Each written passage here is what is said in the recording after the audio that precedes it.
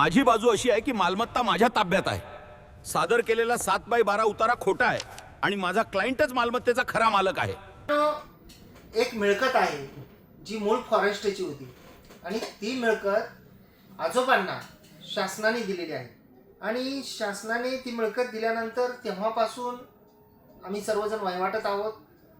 त्या मिळकतीची काही दिवसापूर्वी मोजणी झाली आणि मोजणीमध्ये प्रत्यक्ष आमच्या ताब्यामध्ये जास्त क्षेत्र आहे आणि जे सातबारावर क्षेत्र आहे ते सातबारावरचं क्षेत्र जे आहे ते कमी दाखवत आहे. मग जे प्रत्यक्षात आमच्या ताब्यामध्ये क्षेत्र आहे ते बरोबर आहे का सातबाराच्या उतार्यावर क्षेत्र दाखवत आहे ते बरोबर आहे? खरं कोणतं याबद्दल आपल्याला प्रश्न विचारण्यात आलेला होता आणि त्यापुढं असंही विचारण्यात आलेलं होतं की जे आमच्या प्रत्यक्ष ताब्यामध्ये क्षेत्र आहे तर त्याप्रमाणे सातबाराच्या उतार्यामध्ये क्षेत्र वाढवून मिळेल का किंवा क्षेत्र आपल्याला वाढवता येईल का, अशा स्वरूपाचा आपला प्रश्न होता गावडे साहेब. त्यासाठी काय करावं लागेल?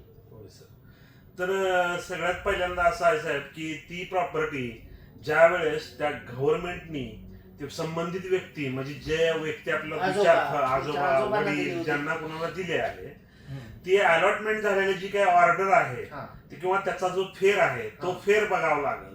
ते डॉक्युमेंट्स बघितल्यानंतर ऍक्च्युली तुम्हाला प्रॉपर्टी किती अलॉटमेंट झाली आहे की बाबा 1 acre 2 acre 40 R 20 R J काही एक फॉर एक्झाम्पल जेवढी प्रॉपर्टी तुम्हाला आदेशाप्रमाणे झालेली आहे ती प्रॉपर्टी आपल्या जर त्या प्रॉपर्टीचं कागद बघितले आणि त्यानंतर आतापर्यंतचे जे चालू सातबारा उतारे आहे या दरम्यानचे सगळे फेरचे उतारे व सातबाराचे उतारे काढून बघितले आणि जर सध्या असणारं उतार्यावरील क्षेत्र आणि मूळ आदेशामध्ये मिळालेलं क्षेत्र जर एकच आहे आणि तरी देखील प्रत्यक्षात जर आपला कब्जा जास्त जमिनीवर असेल तर ती जमीन आपल्याला उतार्यावर वाढवता येणार नाही. या उलट तो असलेला कब्जा जो आहे आपला जास्तीचा कब्जा तो कब्जा बेकायदेशीर कब्जा असा मानला जाईल, असा कब्जा मानला जाईल.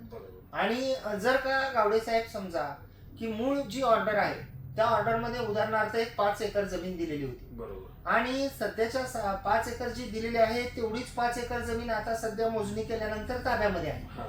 परंतु मिळकतीचे जे उतारे आहेत ते उतारे पुढे येत असताना त्यामध्ये पुढे उतार्यावर उदाहरणार्थ 4 एकर 4.5 एकरच जमीन जर नोंदवलेली आहे अगदी एकत्रीकरणाची स्कीम राबवल्यानंतर सुद्धा, कारण सर्वे नंबरचे गट नंबर होताना क्षेत्रामध्ये बदल झालेले आहेत, तशा ऑर्डरी झाले तसे स्टेटमेंट घेतले गेलेत, परंतु त्यानंतर सुद्धा समजा की मूळ दिलेल्या ऑर्डर प्रमाणे काही दिवस सातबाराचा उतारा होता आणि पुढं फक्त एक चूक झालेली आहे किंवा क्षेत्रामध्ये लिहिताना हस्तदोषाने म्हणा किंवा काही तफावत झालेली आहे, कागदपत्रामध्ये काही चूक झालेली आहे, तर त्या परिस्थितीमध्ये काय करावं लागेल? तर त्या परिस्थितीमध्ये म्हणजे आपल्याला मूळ जो आदेश झाला त्या आदेशाचे जे डॉक्युमेंट आहेत ते डॉक्युमेंट त्यानंतर आतापर्यंतचे डॉक्युमेंट हे डॉक्युमेंट तुम्ही कलेक्ट करून जर तुमच्या सातबाराच्या उतार्यामध्ये तफावत असेल म्हणजे ऍक्च्युअली तुमचं क्षेत्र जास्त आहे, तुम्हाला अलॉटमेंट त्यावेळेस जास्त झालंय आणि आता ते कमी भरतंय, मग ते कॉम्प्युटराइज होताना कमी झालं असेल, एकत्रीकरणामध्ये कमी झालं असेल अथवा हस्तलिखितामध्ये जुने काही तलाठी हे जे होतं त्या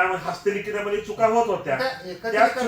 एकत्रीकरणामध्ये जे आहे ते लिगली प्रोसिजर फॉलो करून जर काय अनेक तुकड्याचा एक गट करताना काही क्षेत्र कमी जास्त झालेलं असेल तर मात्र त्याला चूक म्हणता येणार नाही, आपल्याला ती स्कीमच आयुक्ताकडे चॅलेंज करावी लागेल. बरोबर आहे. त्यामुळे परंतु हस्तदोषाने अथवा कॉम्प्युटराइज करताना काय दोष झाला असेल तर आपल्याला ते 155 खाली तहसीलदार साहेब यांच्याकडे दुरुस्तीसाठी दाखल करता येईल आणि त्या ज्या म्हणजे जे बदल झालाय त्याची जर तसे आपल्याकडे पुरावे असतील तर 155 नुसार ती दुरुस्ती सुद्धा होऊन जाईल. म्हणजे मित्रांनो आपण ऐकलं की जर का कब्जा आपला बरोबर आहे आणि मूळ दिलेलं क्षेत्र पण आपलं बरोबर आहे परंतु मूळ क्षेत्राप्रमाणे उतारे झाल्यानंतर पुढे काही दिवसानंतर जर त्या उतार्यामध्ये क्षेत्र अचानक कमी झालं काय हस्तदोषानं झालं, जसं गावडे साहेबांनी सांगितलं की संगणकीकरण होताना त्यामध्ये बऱ्याचशा चुका झालेल्या आहेत, त्या परिस्थितीमध्ये जर झालं आणि प्रत्यक्ष आपल्या कब्जात अलॉटमेंट जी आपल्याला झालेली आहे आधी पूर्वजांना त्याप्रमाणे क्षेत्र जर ताब्यात असलं तर आपण दुरुस्तीसाठी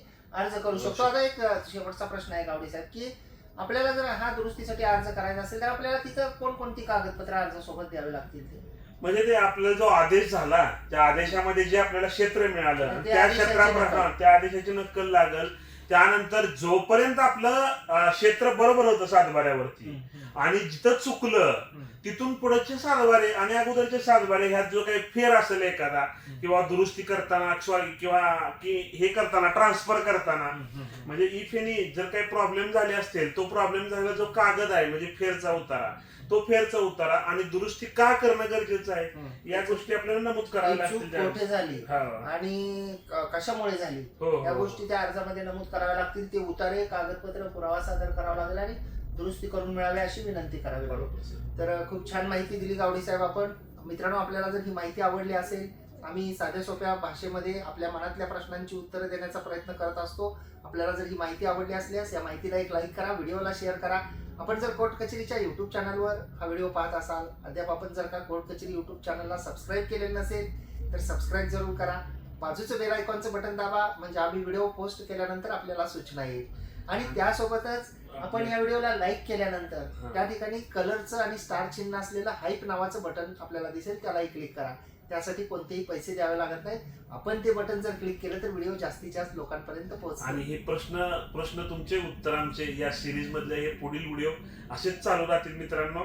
तुमच्या मनातले प्रश्न उत्तर आम्ही देण्याचा जास्तीत जास्त प्रयत्न करू. आणि फेसबुक आणि इंस्टाग्रामवर जर आपण हा व्हिडिओ पाहत असाल तर फेसबुक आणि इंस्टाग्राम पेजला प्रोफाईलला सुद्धा फॉलो करा आणि या व्हिडिओला त्या ठिकाणी सुद्धा जास्तीत जास्त शेअर करा. म्हणजे प्रश्न खूप छोटे छोटे असतात परंतु त्याची उत्तराबद्दल आपण कन्फ्युज असतो की नेमकं काय करायचं. आता माझ्याकडे जास्त ताबा आहे म्हणजे मी त्या मिळकतीचा आपोआप मालक झालो असं सुद्धा बऱ्याच जणांचं म्हणणं असतं की का तर ताबा माझ्याकडे आहे. परंतु आपल्याकडे जर आपल्या कायदेशीर जी मिळकत आपल्याला मिळालेली आहे त्याच्यापेक्षा जर एक्सेस जादा ताबा असेल तर तो ताबा बेकायदेशीर होतो, त्याची मालकी आपल्याला मिळू शकत नाही. धन्यवाद मित्र. धन्यवाद.